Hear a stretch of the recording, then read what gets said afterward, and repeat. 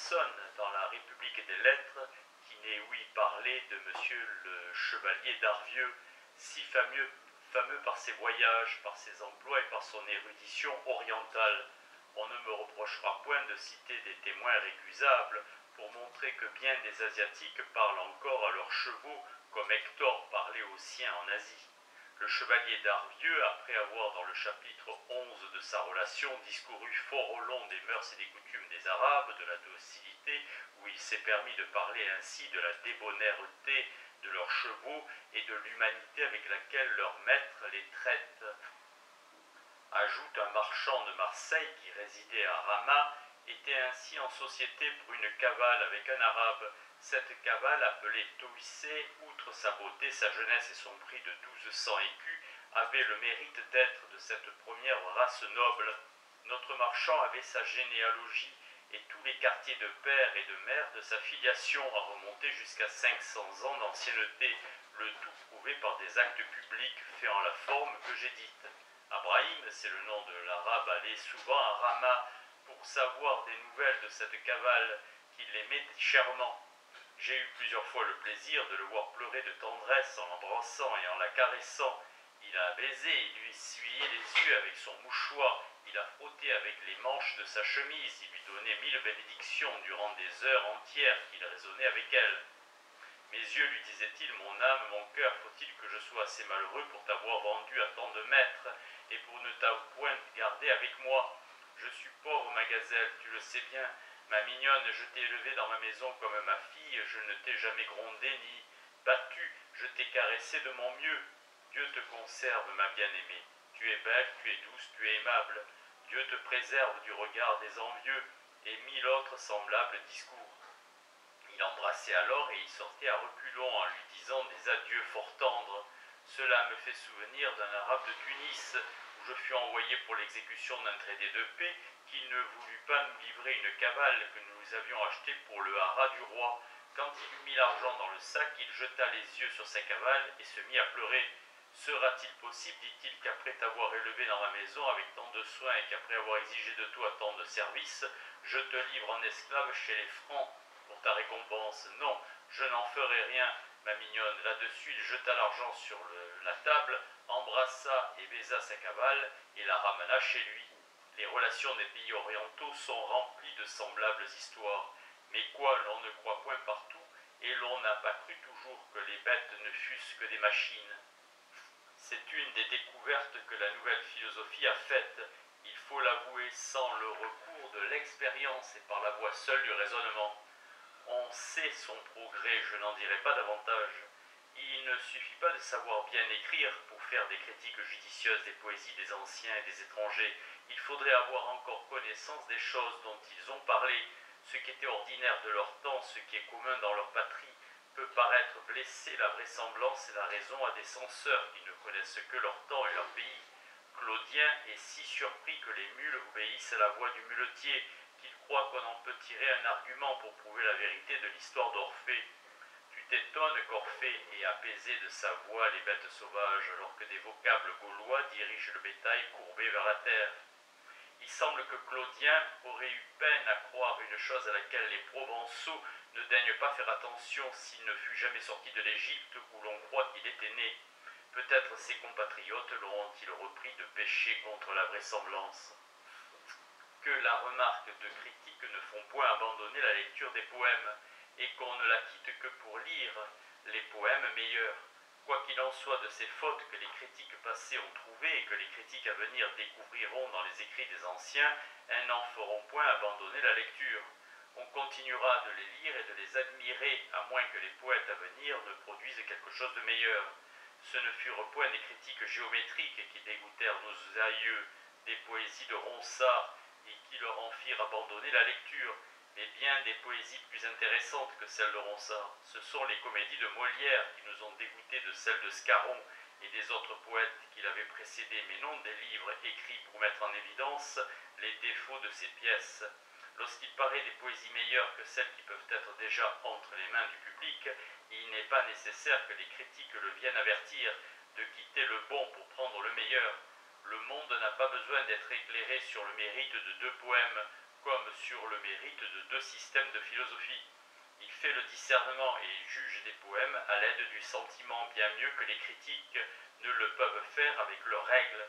Qu'on fasse donc un poème meilleur que l'Énéide, si l'on veut diminuer l'admiration que les hommes ont pour cet ouvrage, et si l'on prétend lui enlever ses lecteurs, qu'on s'élève plus haut que Virgile, et que c'est pareil, non point comme ce roitelet qui se met sur le dos de l'aigle pour prendre son essor quand l'oiseau de Jupiter serait là, las, afin de pouvoir lui reprocher ensuite que ses ailes le portaient plus haut que lui, qu'on le fasse en volant de ses propres ailes.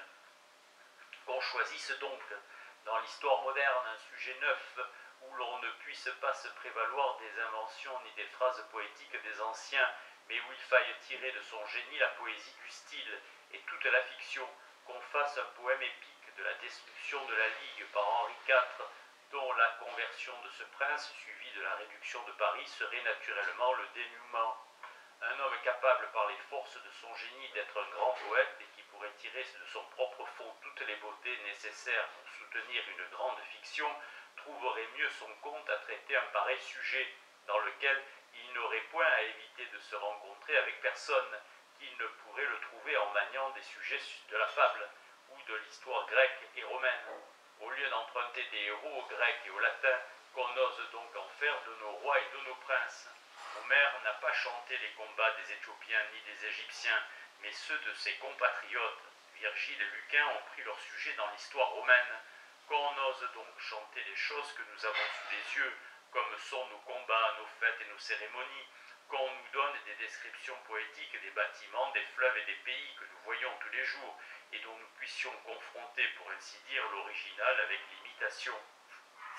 Avec quelle noblesse et quelle pathétique Virgile aurait-il traité une apparition du Saint-Louis à Henri IV la veille de la bataille d'Ivry, quand ce prince, l'honneur des descendants de notre Saint-Roi, faisait encore profession de la confession de foi de Genève. Avec quelle élégance Virgile aurait-il dépeint les vertus en robe de fête, qui, conduite par la clémence, seraient venues ouvrir à ce bon roi les portes de sa ville de Paris. L'intérêt que tout le monde prendrait à ce sujet par différents motifs serait un garant assuré de l'attention du public sur l'ouvrage, mais les raisons que nous avons exposées dans ces réflexions et l'expérience du passé montrent suffisamment que la possibilité de faire un poème épique français meilleur que l'Énéide n'est qu'une possibilité métaphysique, et telle qu'est la possibilité d'ébranler la Terre en donnant un point fixe hors du globe. Tandis qu'on ne fera pas mieux ni même aussi bien que les anciens, les hommes continueront à les lire et à les admirer, et cette vénération ira toujours en s'augmentant à mesure que les siècles s'écouleront sans qu'il paraisse personne qui ait pu les atteindre. Nous n'estimons pas leurs ouvrages pour avoir été produits en certains siècles, ce sont certains siècles que nous révérons pour avoir donné le jour à ces ouvrages. Nous n'admirons pas l'Iliade, l'Énéide et quelques autres écrits parce qu'ils sont faits depuis longtemps, mais parce que nous les trouvons admirables, en les lisant parce que tous les hommes qui les ont entendus les ont admirés dans tous les temps, enfin parce que plusieurs siècles se sont écoulés sans que personne n'ait égalé leurs auteurs en ce genre de poésie. Qu'il est des professions où le succès dépend plus du génie que du secours que l'art peut donner, et d'autres où le succès dépend plus du secours qu'on tire de l'art que du génie. On ne doit pas inférer qu'un siècle surpasse un autre siècle dans les professions du premier genre, parce qu'il le surpasse dans les professions du second genre.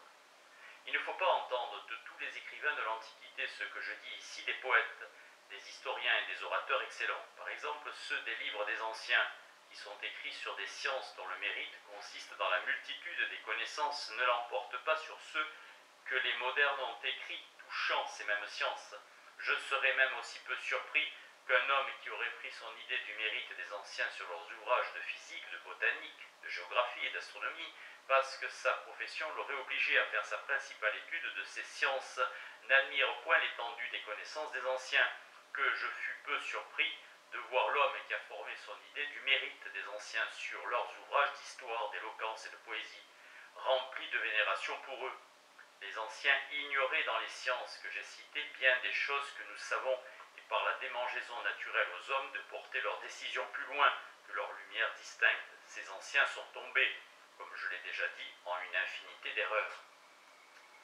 Ainsi, l'astronome d'aujourd'hui sait mieux que Ptolémée tout ce que savait Ptolémée, et il sait encore toutes les découvertes qui se sont faites depuis les Antonins, soit à l'aide des voyages, soit à l'aide des lunettes de longue vue. Ptolémée, s'il revenait au monde, se ferait élève à l'observatoire. Il en est de même des anatomistes, des navigateurs, des botanistes et de tous ceux qui professent des sciences, dont le mérite consiste plus à savoir qu'à inventer, à connaître qu'à produire. Mais il est d'autres professions où les derniers venus n'ont pas le même avantage sur leurs prédécesseurs, parce que le progrès qu'on peut faire en ces sortes de professions dépend plus du talent d'inventer et du génie naturel de celui qui les exerce que de l'état de perfection où ces professions se trouvent. Lorsque l'homme qui les exerce fournit sa carrière, ainsi l'homme qui est né avec le génie le plus heureux est celui qui va plus loin que les autres dans ces sortes de professions, et cela indépendamment du degré de perfection où elles se trouvent lorsqu'il les exerce. Il lui suffit que la profession qu'il embrasse soit déjà réduite en art, et que la pratique de cet art est une méthode. Il pourrait lui-même inventer l'art et rédiger la méthode. La force de son génie, qui lui fait deviner et imaginer un nombre infini de choses qui ne sont pas à portée des esprits ordinaires, lui donne plus d'avantages sur les esprits ordinaires qui professeront un jour le même art que lui, après que cet art aura été perfectionné, que ces esprits n'en pourront avoir sur lui par la connaissance qu'ils auront des nouvelles découvertes et par les nouvelles lumières dont l'art se trouvera enrichi, lorsqu'ils viendront à la professer à leur tour. Le secours que donne à la perfection où l'un des arts dont nous parlons est arrivé ne saurait mener les esprits ordinaires aussi loin que la supériorité de lumière et de vue naturelle peut porter un homme de génie. Telles sont les professions du peintre, du poète, du général d'armée, du musicien, de l'orateur, et même celle du médecin. On devient grand général et grand orateur dès qu'on exerce ces professions avec le génie qui leur est propre, en quelque état qu'on puisse trouver l'art qui enseigne à les bien faire.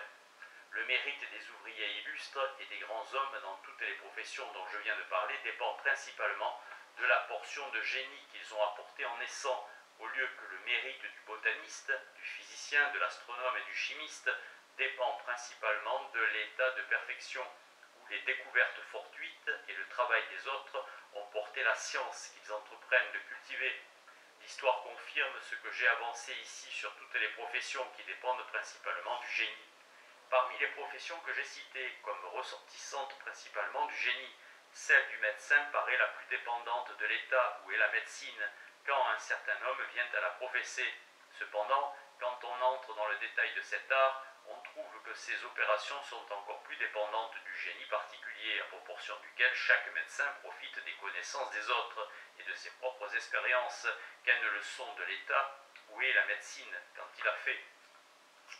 Les trois parties de la médecine sont la connaissance des maladies, celle des remèdes et l'application du remède convenable à la maladie qu'on veut guérir. Les découvertes qui se sont faites depuis Hippocrate dans l'anatomie et dans la chimie facilitent beaucoup la connaissance des maladies. On connaît encore aujourd'hui une infinité de remèdes dont Hippocrate n'entendit jamais parler et dont le nombre surpasse de beaucoup celui des remèdes qu'il connaissait et que nous avons perdus. La chimie a fourni une partie de ces remèdes nouveaux et nous devons l'autre aux régions qui ne sont connues des Européens que depuis 2 siècles.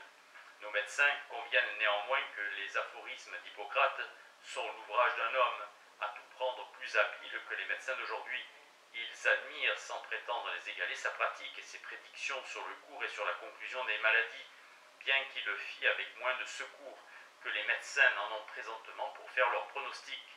Aucun d'eux n'hésite quand on lui demande s'il n'aimerait pas mieux être traité par Hippocrate dans une maladie aiguë, même en supposant les connaissances d'Hippocrate bornées, où elles l'étaient quand il écrivit, que par le plus habile médecin qui soit aujourd'hui dans Paris ou dans Londres.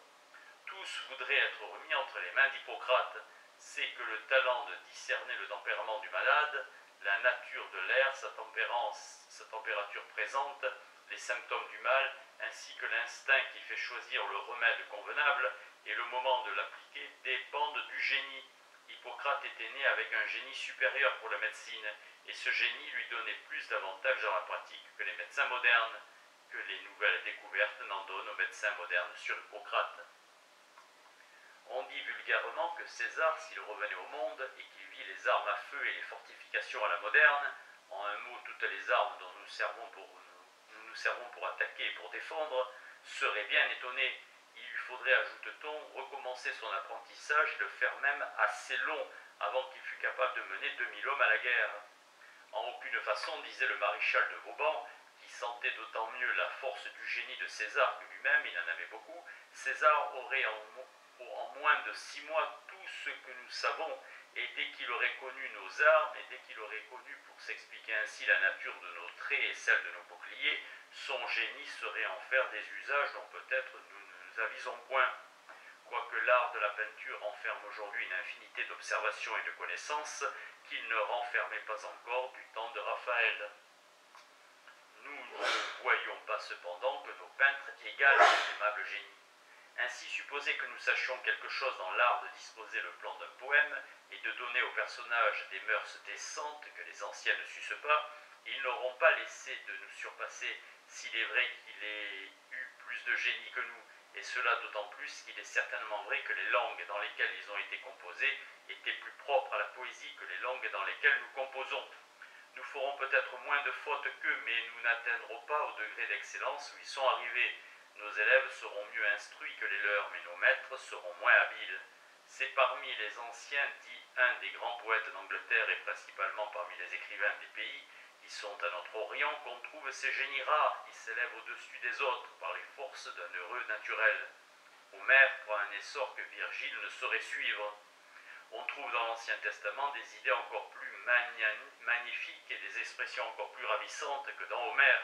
En effet, Racine ne paraît plus grand poète dans Athalie que dans ses autres tragédies, que parce que son sujet tiré de l'Ancien Testament l'a autorisé à orner ses vers des figures les plus hardies et des images les plus pompeuses de l'Écriture sainte, au lieu qu'il n'en avait pu faire usage que très sobrement dans ses pièces profanes.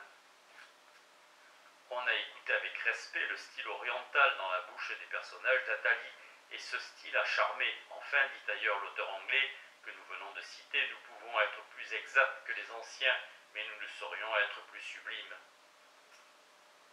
Je ne sais par quelle fatalité tous les grands poètes des nations modernes s'accordent à mettre ce que les anciens ont composé si fort au-dessus de ce qu'ils composent eux-mêmes. En vérité, c'est même avouer qu'on est incapable d'écrire dans le goût des anciens que de tâcher de les rabaisser.